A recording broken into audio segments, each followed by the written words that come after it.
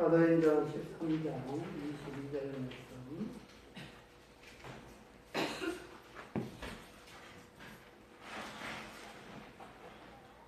우리 다 같이 한 목소리로 읽도록 하겠습니다. 태하시고 다윗을 왕으로 세우시고 증언하여 이르시되 다시 읽겠습니다. 다시 읽겠습니다. 옆 사람하고 맞춰가면서 읽으시기 바랍니다. 태하시고 다윗을 왕으로 세우시고 증언하여 이르시되 내가 이새의 아들 다윗을 만나니 내 마음에 맞는 사람이라 내 뜻을 다 이루리라 하시더니. 아멘. 오늘 예배 가운데 하나님께서 여러분들을 기쁘게 받으시고 하나님의 뜻이 여러분의 삶 가운데 다 이루게 되시기를 주님의 이름으로 축복합니다. 다윗은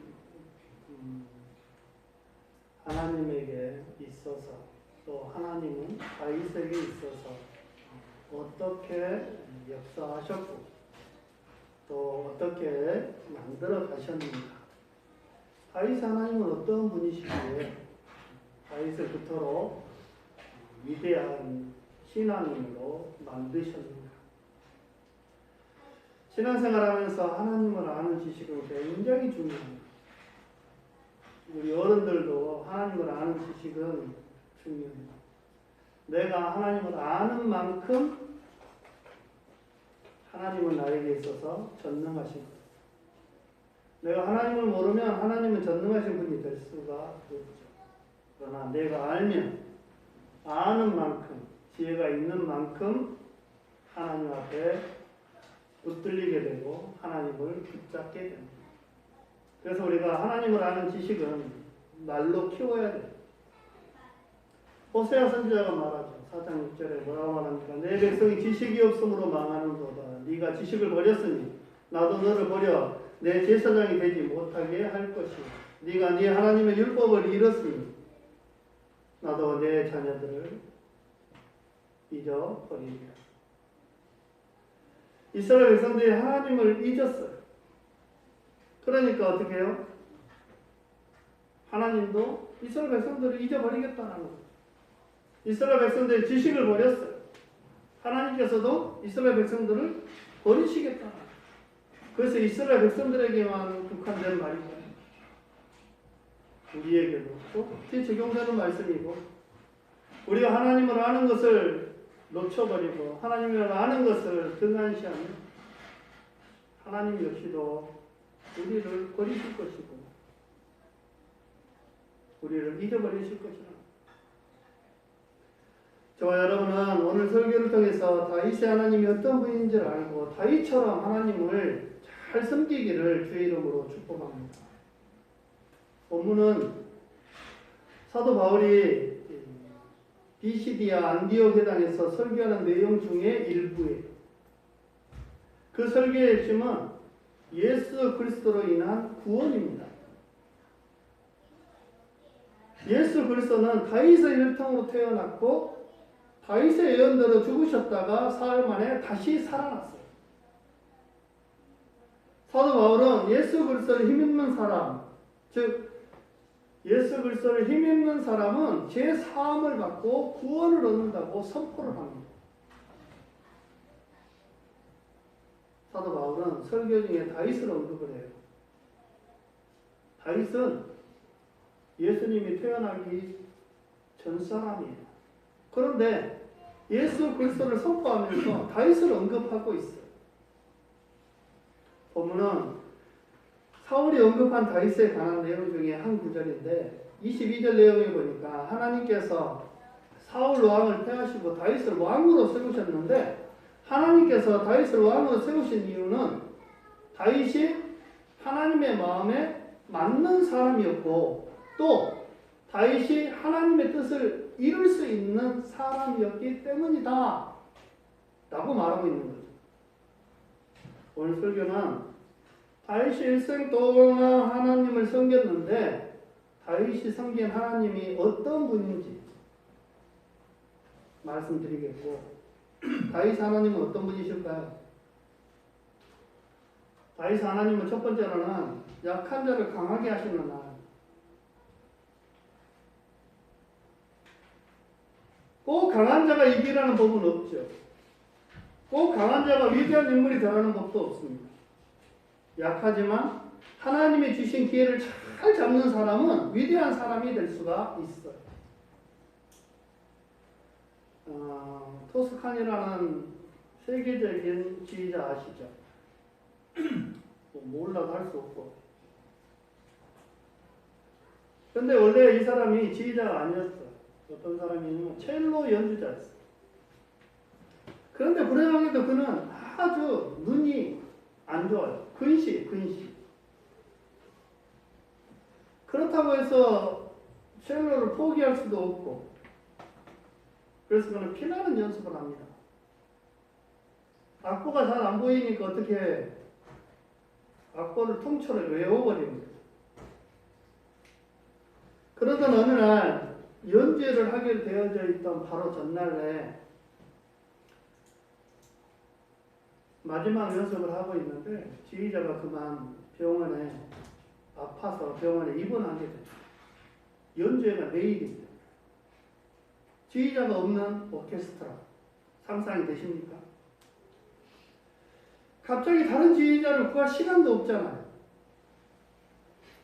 어찌할 바를 알지 못하고 당황하고 있는데 오케스트라 단원 중에 곡을 전부 다 외워버린 사람이 있다는 것을 알게 되죠. 그가 바로 토스카니입니다. 악보를 다 외운 토스카니가 임시로 지휘봉을 잡고 지휘를 하게 됩니다. 연주회는 그날 멋지게 지휘를 하게 되고 그날 성황리에 끝나게 됩니다. 그 사건 이후로 세계적인 지휘자가 됩니다. 그의 나이 겨우 19살. 토스카니의 약점이 오히려 강점이 되는 역사가 있더라는 것이죠. 사람은 꼭 강하기 때문에 성공하는 것이 아니라는 거예요. 특히 그리스도인들은 약함이 오히려 강함이 되더라는 거예요. 고린도후서 12장 9절에 보니까 나에게 이르시기를 내 은혜가 내게 족하도다 이는 내 능력이 약한 데서 온전하여 짐이니라 하신지라. 그러므로 도리어 크게 기뻐함으로 나의 여러 약한 것에 대하여 자랑하리니 이는 그리스도의 능력이 내게 머물게 하려 함이라. 사도 바울은 약한 부분이 많았던 사람이에요. 그런데 그가 약하기 때문에 그리스도의 능력이 그에게 머물게 되고 그리스도의 능력이 그에게 머무르니까 그가 위대한 사도가 될 수가 있었다라는 거죠. 다윗은 여러모로 약한 자죠. 그런데 하나님은 그를 강하게 사용하십니다. 다윗은 그 당시에 이스라엘의 수도였던 예루살렘 출신이 아니에요. 예루살렘 근처에 베들레헴이라는 작은 시골 마을 출신이에요. 그는 아버지 이새를 도와서 양을 치는 소년이었어요. 이새에게는 8명의 아들이 있어요. 다윗은 그 중에 막내 8번째예요. 사무엘 선지자가 하나님의 명을 받아서 이새의 아들 가운데 한 사람을 왕으로 선택하기 위해서 이새의 집으로 갔습니다. 이새는 7명의 아들을 준비했어요. 다윗은 들판에서 양을 치고 있었어요. 다윗은 8번째 형제 중에서 막내였기 때문에 아버지가 볼 때는 아직 어리고 그다지 왕의 제목이 아닌 것 같으니까 7명 아들은 집에 오라 하고 막내 너는 아닐 거 뻔하니까 양을 치라고 했겠죠. 그런데 하나님은 그런 다윗을 선택해서 이스라엘의 왕이 되게 하시더라고요. 사무엘상 17장에 보면 이스라엘과 블레셋의 전쟁을 하게 됩니다. 이때 다윗은 아버지의 심부름으로 전쟁터에 갑니다. 왜 아버지의 심부름으로 전쟁터를 갈까요? 아직 전쟁에 나갈 나이가 안 된 거죠. 전쟁터에서 다윗은 블레셋의 진영에서 골리앗이라는 거인이 하나님과 이스라엘 백성들을 조롱하는 모습을 봅니다. 이스라엘 군인들은 어느 한 명도 나가서 싸울 생각을 못하고 왕부터 해서 골리앗에게 벌벌벌 떨고 있어요. 왜 골리앗에게 떨어요?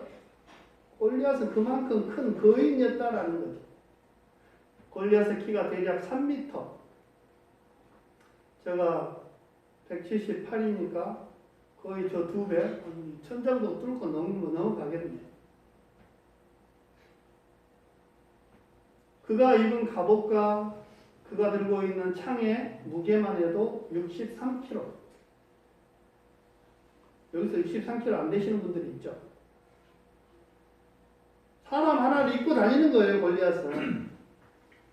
그만큼 골리앗은 기골이 장대하고 누가 봐도 기에 눌릴 만큼 거대한 인물이에요. 그런 인물이 하나님과 이스라엘 백성들을 조롱하고 있는데 이스라엘의 왕인 사울조차도 그에게 대적하려고 하지는 못해요. 사울은 어떤 사람이에요? 인물로 왕이 된 사람이잖아요. 키가 다른 사람들보다 머리 하나가 더 있는 그 사람, 사울도 다른 말로 하면 기골이 장대한 사람이에요. 이스라엘 백성들 중에서는. 그런데도 나가서 싸울 생각은 못하고 떨고 있는 거죠. 사울이 다윗에게 말을 해요. 네가 가서 저 블레셋 사람과 싸울 수 없다. 너는 소년이다. 그는 어려서부터 용사였다. 골리앗은 어려서부터 용사를 길러줬고 너는 싸울 수 있는 소년, 싸울 수 없는 소년인데 네가 어떻게 가서 싸우겠냐. 다윗은 골리앗과 비교가 안 되는 약자죠. 그런데 하나님이 다윗을 도우셨습니다. 다윗은 하나님의 이름으로 하나님을 위해서 싸움을 나갑니다. 다윗은 물맷돌 5개를 들고 골리앗 앞에 섭니다. 골리앗은 다윗을 우습게 보고 조롱을 합니다. 그때 다윗은 확신에 찬 믿음의 고백을 하게 되죠. 사무엘상 17장 45절로 47절을 보니까 블레셋 사람에게 이르되, 다윗이 하는 말이에요. 너는 창과 칼과 단창으로 내게 나오거니와 나는 만군의 여호와의 이름 곧 네가 모여가는 이스라엘 군대의 하나님의 이름으로 네게 나가노니 오늘 여호와께서 너를 내 손에 넘기시리니 내가 너를 쳐서 네 목을 베고 블레셋 군대의 시체를 오늘 공중의 새와 땅의 들짐승에게 주어 온 땅으로 이스라엘에 하나님이 계신 줄 알게 하겠고 또 여호와의 구원하심이 칼과 창에 있지 아니함을 이 무리에게 알게 하리라. 전쟁은 여호와께 속한 것인즉 그가 너희를 우리 손에 넘기시리라. 골리앗이 다윗에게 가까이 달려올 때에 다윗은 그를 향해서 빨리 달리면서 물맷돌을 던졌습니다. 그 돌이 골리앗의 이마에 박히고 골리앗은 땅에 넘어뜨려집니다. 다윗이 달려가서 골리앗의 칼을 빼서 골리앗의 목을 베어서 죽여버립니다. 그 모습을 본 블레셋 사람들은 혼비 백성이 돼서 도망을 쳤고 그날 이스라엘 백성들은 전쟁에서 대승을 거두게 됩니다. 하나님은 약한 다윗을 강하게 사용하시더라는 거예요. 그런데 왜 강하게 사용하셨어요? 그가 하나님에 대한 확신, 그 믿음, 하나님은 전쟁의 하나님이시고 하나님께서는 너희들을 반드시 이기신다라는 그 확신이 있기 때문에 하나님은 그 다윗의 확신대로 다윗이 아직 전쟁에 나갈 수 없는 어린 나이 소년일지라도 하나님은 그를 들어 사용하시더라. 다른 말로 말하면 이스라엘 백성 중에 다윗만한 믿음을 가진 사람이 없었더라는 거죠. 왜 너는 약한데 나는 약한데 하나님이 안 들어 쓰실까? 이만한 믿음을 보이지 못하기 때문에 하나님께서 들어 사용하지 아니하시는 거죠. 약하다고 다 들어 사용하시는 것이 아니라 이 믿음이 중요한 거예요. 하나님은 살아계시고 이스라엘의 하나님이시고 자신을 전쟁에서 승리하게 하신다는 그 믿음을 가진 그 약한 자를 하나님은 들어 사용하시더라는 거죠. 나는 약한데 왜 안 사용하실까? 이유는 하나겠죠. 믿음이 없어. 하나님에 대한 확신이 없고 그 믿음에 찬 고백을 할 수 없기 때문에 하나님께서 사용하지 아니하시는 것 뿐이다라는 거죠. 그렇다면 하나님이 사용하시게 하려면 어떻게 해야 돼요? 우리의 약한 모습을 하나님 앞에 인정하고 하나님 앞에 도와달라는 믿음의 고백을 하면 되는 것이죠.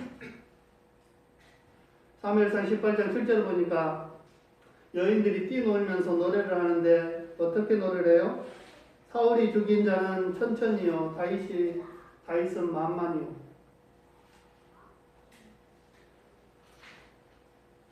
전쟁터에서 돌아온 사울 왕이 자신에게는 천천히 다윗에게는 만만을 돌려요.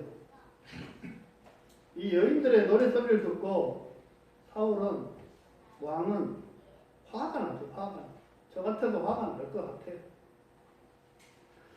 그리고 다윗을 시기하고 다윗을 죽이려고 합니다. 다윗은 사울 왕에 있어서 상대가 됩니까? 안 됩니까? 상대가 안 되는 사람이잖아요. 다윗은 힘없는 백성이었고 사울은 막강한 권력을 가진 왕이 다윗이 사울에게 싸우면 당연히 피하는 거죠. 그런데 하나님은 다윗을 점점 강하게 해주셨고 결국은 사울을 이기게 하셨습니다. 결국 사울은 죽고 다윗이 이스라엘의 왕이 되게 하시더라는 거죠. 약한 자를 강하게 하시는 하나님의 역사예요. 그런데 그 약한 자가 강한 자를 붙들면 되는 거예요. 다윗은 강한 사울을 붙든 것이 아니라 강하신 하나님을 붙들더라. 믿는 구석이 다른 거죠. 믿는 구석이. 믿지 않는 자와 믿는 자의 차이는 믿는 구석이 다른 거예요. 세상 사람들은 돈을 믿고 돈을 의지하고 돈을 해결하려고 하지만은 우리 믿음의 사람들은 누구를 의지해야 돼요? 저와 여러분이 믿는 구석은 누구예요? 하나님. 전능하신 하나님. 우리는 자신의 약함 때문에 낙심하지 말고 다윗처럼 하나님을 의지하는 믿음으로 사실 수 있기를 바랍니다. 하나님은 언제나 하나님을 의지하는 사람을 그 편을 들어주셔.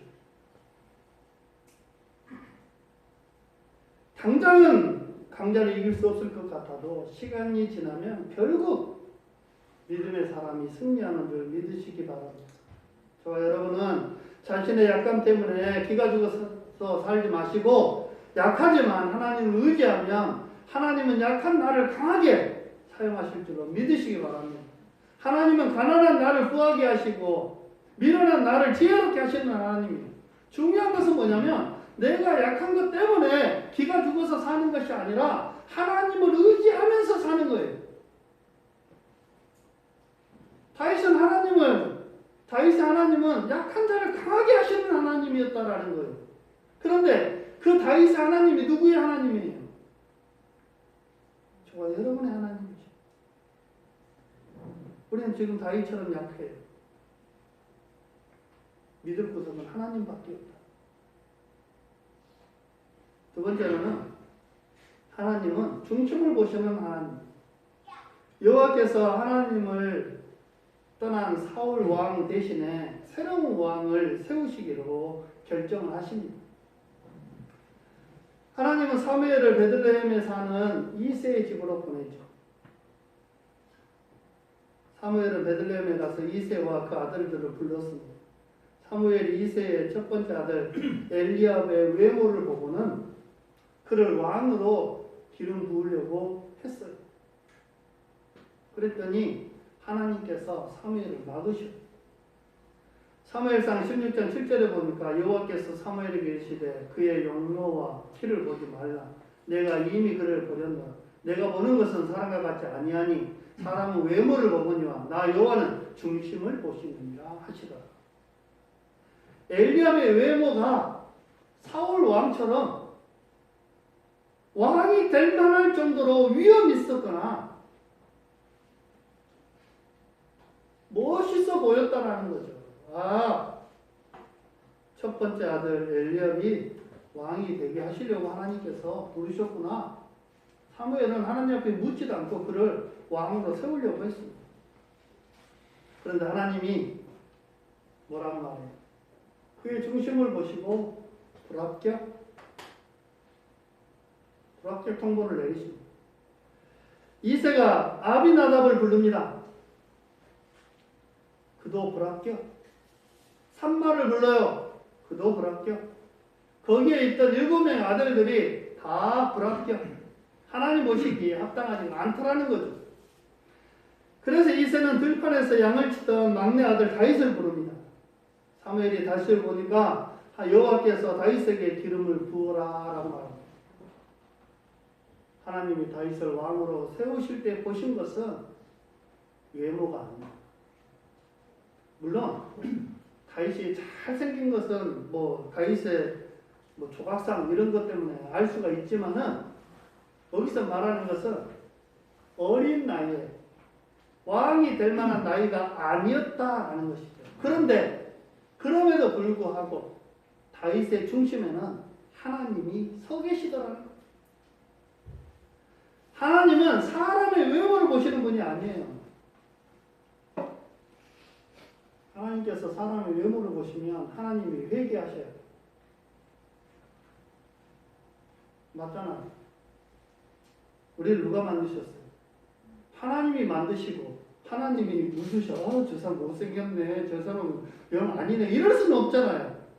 여러분이 만든 작품을 보고 하나하나를 보고 감탄하지 이것은 별로네. 이렇게 하지는 않잖아요. 그런데 하나님은 외모는 아니고 중심을 보시더라고요. 그런데 우리는 또 외모와 전혀 무관하게 살아갈 수는 없잖아요. 제가 마스크를 하고 있으니까 한 깜깜해서 죽겠죠. 적응 안 됐죠. 외모를 가리니까 그래요. 그런데 이렇게 하고 하래요. 구청에서 문자가 왔어요. 저도 지금 여기가 막 간지러워 죽겠는데 이렇게 해야 돼요. 사람들 틈에 살아가기 때문에 외모를 보지 않을 수는 없죠. 하지만 외모보다도 중심을 바로 봐야 한다. 여러분이 저 외모를 볼 것이 아니라 하나님의 말씀을 보는 중심이 있어야 한다는 거예요. 그렇다면 우리는 어떤 중심을 가져야 될까요? 하나님은 어떤 중심을 보실까요? 첫 번째로는 깨끗한 마음을 보십니다. 마태복음 5장 8절에 보니까 마음이 청결한 자는 복이 있나니 그들이 하나님을 볼 것이며, 우리가 깨끗한 마음을 가져야 하는 이유는 마음이 깨끗해야 하나님을 볼 수가 있다. 마음이 깨끗해야 하나님을 알 수가 있고 하나님을 느낄 수가 있고, 두 번째로는 겸손한 마음을 가져야 합니다. 겸손한 마음은 자신의 약함을 인정하고 강하신 하나님을 의지하는 마음이 겸손한 마음. 나는 약해. 그러니 누구를 의지해야 돼요? 하나님을 의지해야 돼요. 잠언 18장 12절에 뭐라고 말씀하십니까? 사람의 마음에 교만은 멸망의 선봉이요 겸손은 존귀의 길잡이니라. 교만하면 망하는 거예요. 교만이 뭐예요? 교만이 뭐예요?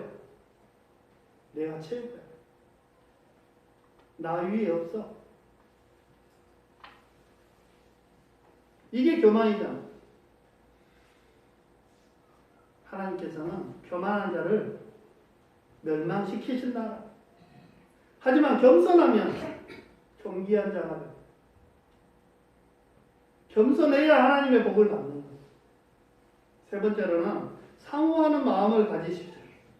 하나님은 사모하는 심령을 항상 만족해 하셨어요. 사모하는 심령에게 주셨고 사모하는 심령에게 들어 쓰셨어요. 제가 몇 주 전에도 설교를 했죠. 야곱의 그 사모함, 다윗의 그 사모함, 그 사모함이 있기 때문에 하나님은 그들을 쓰신 거예요. 그들의 중심에 하나님의 축복을 사모하니까 하나님께서 주시더라고요. 우리들의 중심에 하나님의 축복을 사모함이 있으시기를 바랍니다. 하나님은 중심을 보시는 분이잖아요.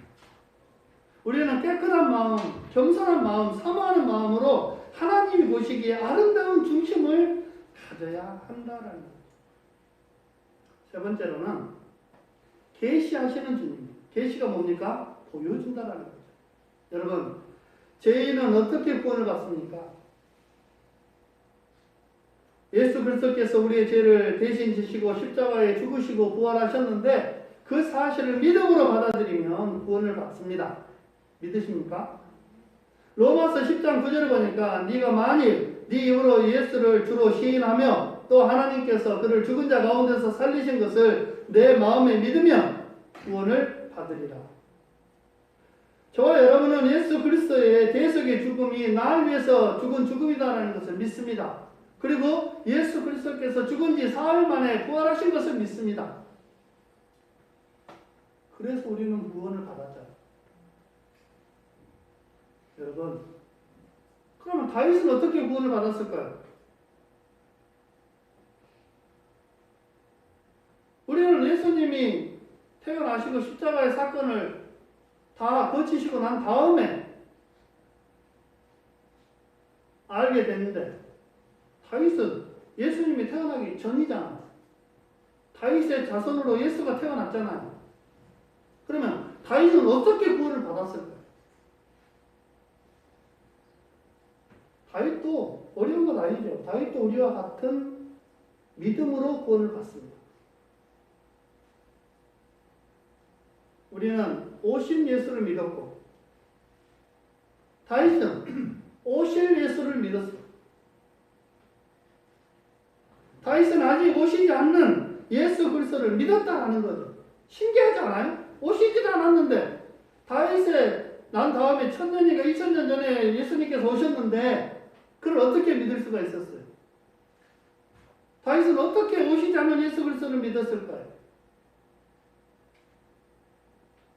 그것은 다름이 아니라 하나님께서 계시해 주셨다라는 거예요. 계시가 뭐예요? 보여주셨다라는 거예요. 그렇기 때문에 믿어진 거죠.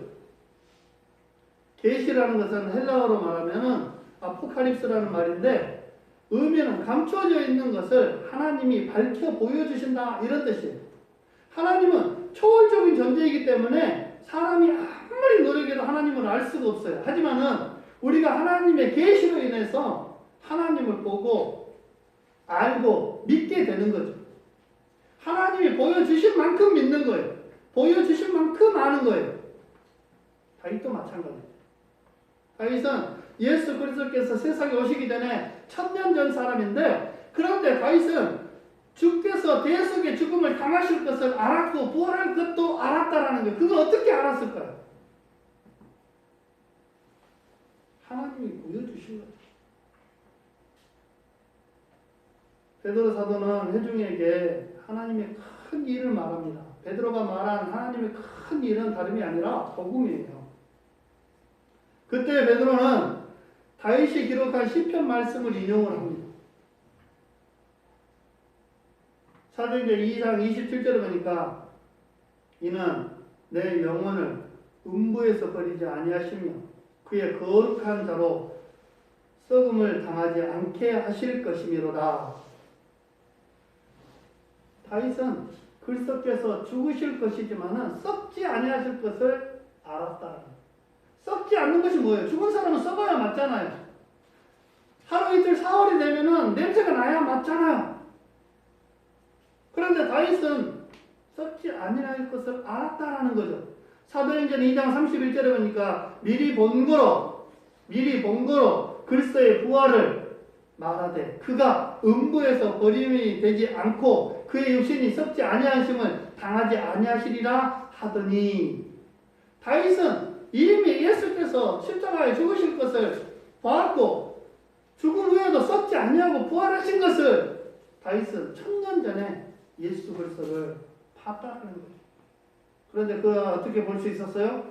하나님이 계시해 주셨기 때문에 보여주셨기 때문에 그가 미리 알고 구원을 받을 수가 있었다는 거예요.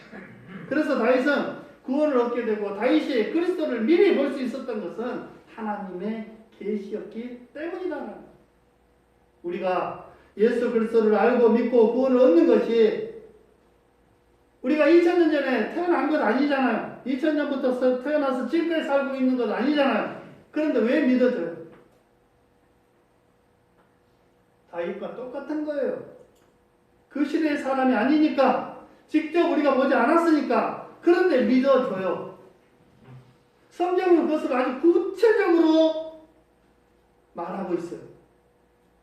우리는 성경에 기록된 하나님의 말씀을 믿습니다. 성경에 기록된 예수 그리스도를 믿습니다. 성경에 기록된 구원의 도를 믿습니다. 그래서 구원받은 거잖아요.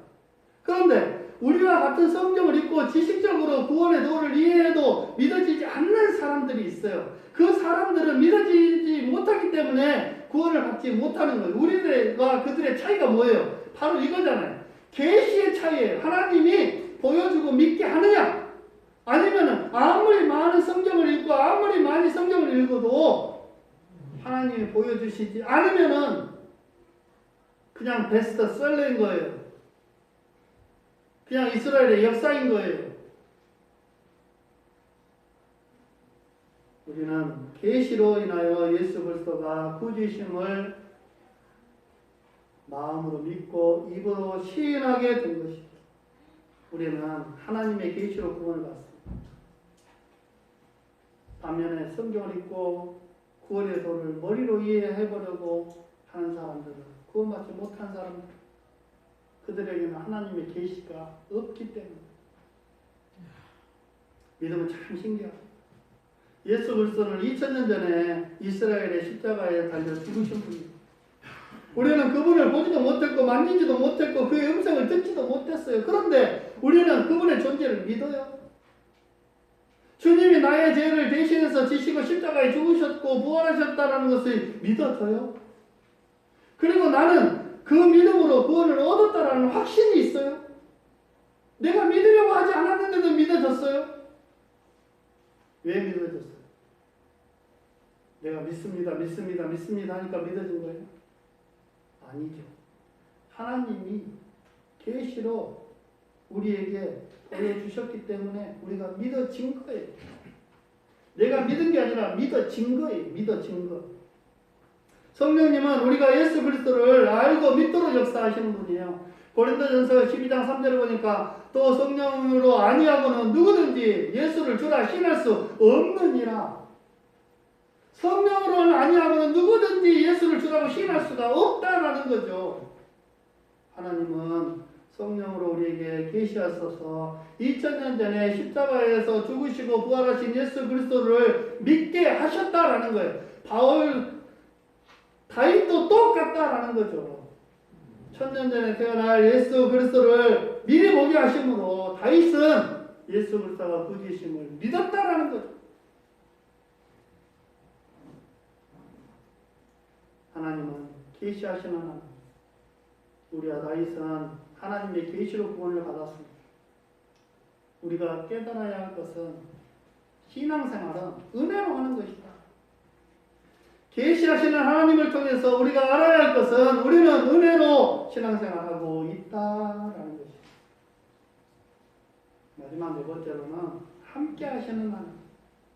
함께 하시는 시편 16편 8절로 9절을 보니까 내가 여호와를 항상 내 앞에 모시며 그가 나의 오른쪽에서 계심으로 내가 흔들리지 아니하리로다.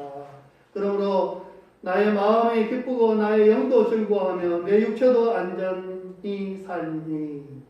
이 말씀은 예수 그리스도에 대한 예언인데, 그래서 사도 베드로는 사도행전 2장에 설교하면서 이 말씀을 그리스도의 부활로 증거를 합니다.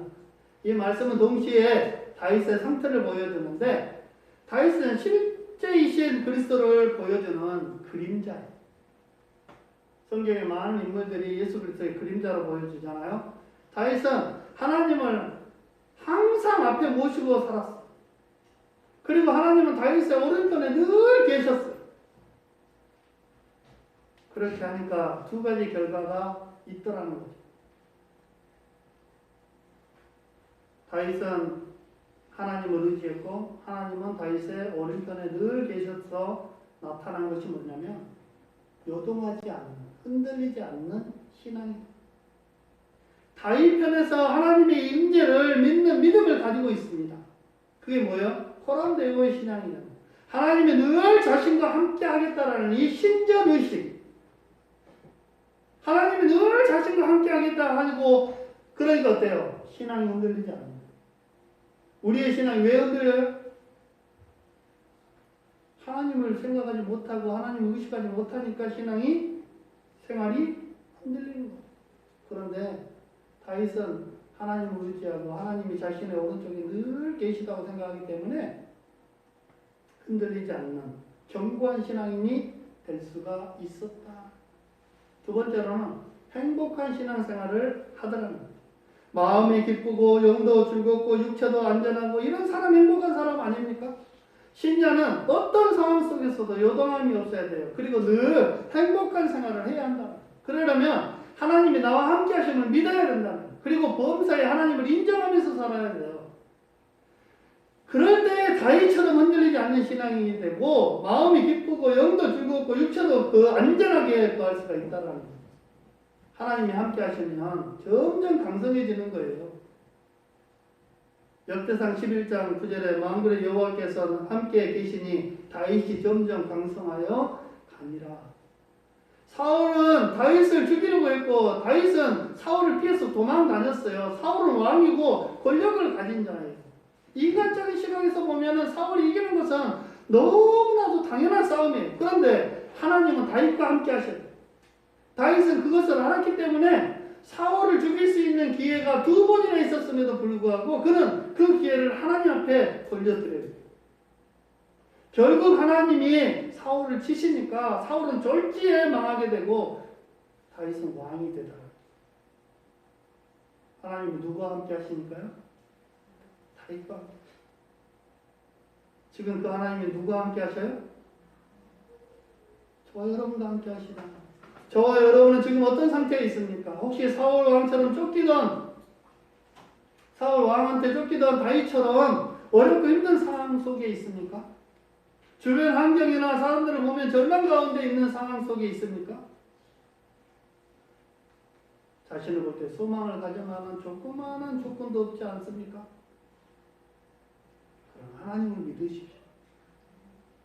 하나님이 함께 하십니다. 여러분과 함께 하시는 하나님을 인정하십시오. 그리고 하나님을 의지하시기 바랍니다. 우리가 나와 함께 하시는 하나님을 생각할 때 꼭 기억해야 될 것이 있는데 하나님은 내가 하나님을 범죄하면 징계를 합니다. 다윗은 경건한 사람이었지만은 그도 사람이었기 때문에 하나님 앞에 죄를 범했죠.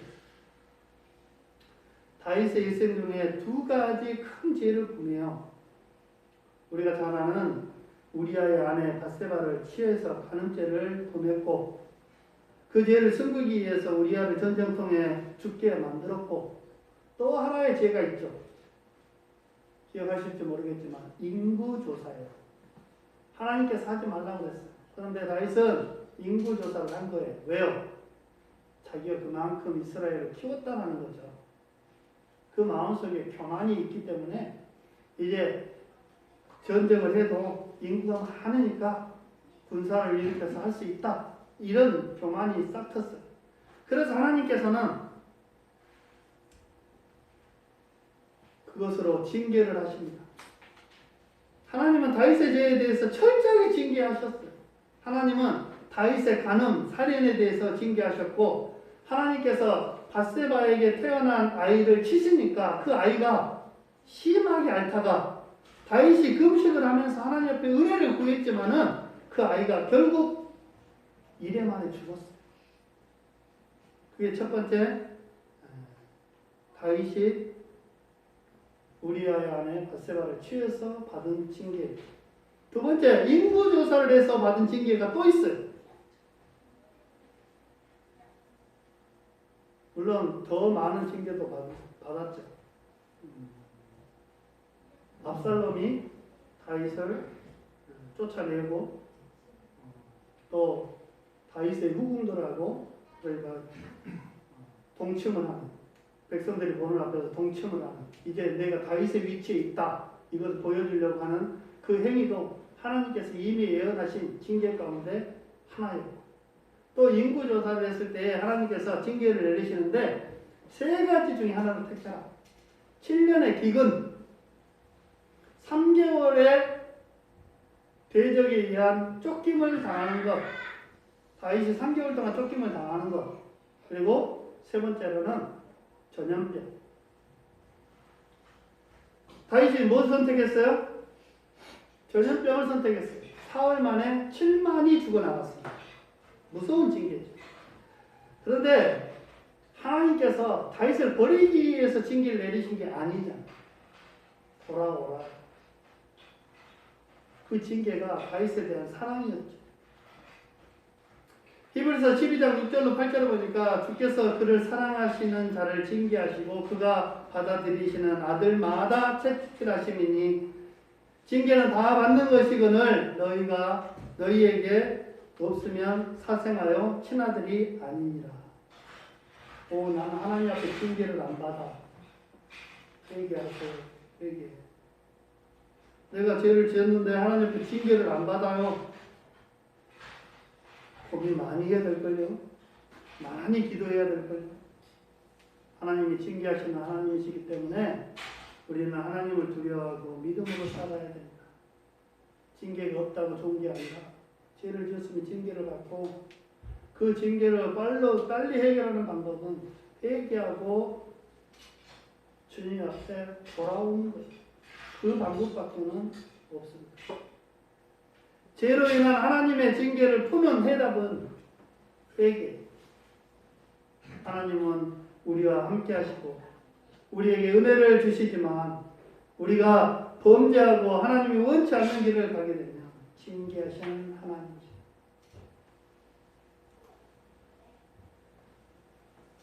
오늘 설교는 다윗이 일생 동안 하나님을 섬겼는데 다윗이 섬긴 하나님은 어떤 분이신가 말씀드렸어요. 다윗이 섬긴 하나님 어떤 하나님이에요? 약한 자를 강하게 하시는 하나님. 우리의 약함을 문제되지 않고 중요한 것은 하나님을 의지하면서 사는 것이고, 두 번째는 중심을 보시는 하나님. 우리는 중심을 하나님 앞에 바르게 하도록 힘써야 돼요. 그러기 위해서는 마음이 깨끗해야 되고 겸손한 마음을 가져야 되고 사모하는 마음을 가져야 돼요. 세 번째로는 계시하시는 하나님인데 주님이 오시기 전에 1000년 전에 다윗에게 그리스도 예수의 나심 그리고 죽으심, 부활과 승천 계시해 주셔서 그를 구원해 주신 하나님은 저와 여러분에게 2000년에 오신 예수 그리스도를 계시하심으로 그래서 우리에게 믿음을 갖게 하셨고 그 주님을 섬기도록 하는 삶을 살게 하셔서 구원해 주셨습니다. 네 번째로는 함께 하신 하나님. 하나님이 함께 하심을 믿으면 신앙이 요동하지 않습니다. 견고한 신앙으로 서 있을 수 있습니다. 그리고 마음도 영혼도 기쁘고 즐거울 것이고 육체도 안전하게 거하게 될 것입니다. 하나님은 우리와 함께 하시면서 우리를 진리 가운데서 인도하시는 하나님이십니다. 우리가 하나님과 하나님이 원하시는 길을 떠나게 되면 하나님의 징계를 받을 수밖에 없는데 그 징계에서 벗어나는 가장 빠른 방법은 철저하게 회개하고 주님 앞에 돌아오는 것입니다. 오늘 다윗이 만난 하나님, 다윗이 알고 있는 하나님, 그 하나님이 우리 하나님인 것을 믿으시고 우리도 다윗처럼 하나님 앞에 사랑받고 또 축복받는 삶이 되시기를 주님의 이름으로 축원합니다. 기도하겠습니다. 무엇인 하나님 아버지 감사합니다. 우리의 삶 속에 주님이 역사하시고 함께 하심으로 주님의 놀랍고 크신 은혜를 경험케 하심을 감사합니다. 우리의 삶 속에서 어떻게 역사하시는 하나님이신지 약한 자를 강하게 하시고 우리에게 중심을 보시는 하나님이시고 계시에 보여주시는 하나님이시고 함께 하시는 하나님인 것을 우리가 알았사오니 그 함께 하시는 하나님을 떠나지 아니하고 아버지 하나님을 영원히 함께하는 주의 백성들 되게 하여 주시어서 약할지라도 강하신 주님을 의지함으로 승리하게 하시고 이기게 하시고 그 이김을 하나님 앞에 영광으로 돌려드리는 복된 성도들이 다 될 수 있도록 축복하여 주시옵소서. 이제는 우리 주 예수 그리스도의 은혜와 하나님의 사랑하심과 성령의 교통하심이 악한 나로 강의하신 하나님을 의지하고 결국 하나님과 함께함으로 승리하기를 소망하는 우리 금필교회 모든 성도들 머리 위에 이제부터 영원토록 함께 있을지어다. 아멘. 아멘.